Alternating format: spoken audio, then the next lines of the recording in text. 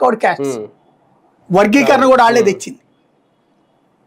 అంటే ఇక తప్పుడు అర్థాలతో వక్రీకరించేందుకు రాహుల్ గాంధీకి అవకాశం ఇవ్వకుండా సూటిగా కులగణన చేస్తారు.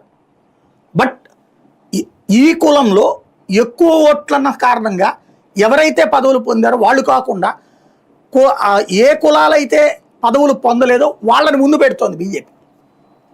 బీసీల్లోనే ఫర్ ఎగ్జాంపుల్ యాదవో గౌడో ఇట్లాంటి వాళ్ళు పొందారు, మిగతా వాళ్ళు పొందలేదు, వాళ్ళని తెచ్చి ముందు పెడుతోంది.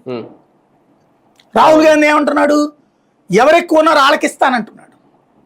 కుల ప్రాతిపదికన ఇవ్వడం అంటే అంతే కదా లెక్క. వీళ్ళు అట్లా అంటల్లా, ఎవరైతే ఆ కులాల్లో ఆ బెనిఫిట్స్ ఎప్పటికీ పొందలేకపోతున్నారో వాళ్ళని తెస్తామంటున్నారు. అది తేడా. ఒకే బాంబు. ఒక డౌట్ ఏంటంటే ఇప్పుడు ఎక్కడైనా బీజేపీ ఎక్కువగా బీసీలనే ప్రోత్సహిస్తుంది మీరు అన్నట్టు. అలాగే బీసీ ఇప్పుడు మన తెలుగు రాష్ట్రాల్లో చూసుకున్న బీసీ నాయకులనే ముందు పెట్టాలని అనుకుంటుంది. రేపొద్దున్న బీసీ ముఖ్యమంత్రి అనే నినాదం ఆల్రెడీ తెలంగాణలో తీసుకొచ్చారు, ఇక్కడ కూడా తీసుకొస్తారేమో భవిష్యత్తులో తెలియదు. ఇటువంటి నేపథ్యంలో భారతీయ జనతా పార్టీ రాజకీయ ప్రయోజనం ఎంతవరకు చూడాలి? అంతలాగా కాంగ్రెస్ను రాహుల్ గాంధీని బుజ్జగించాల్సిన పనే. రాజకీయ ప్రయోజనం కోసం చేసిందని నేను అనుకోవట్లా.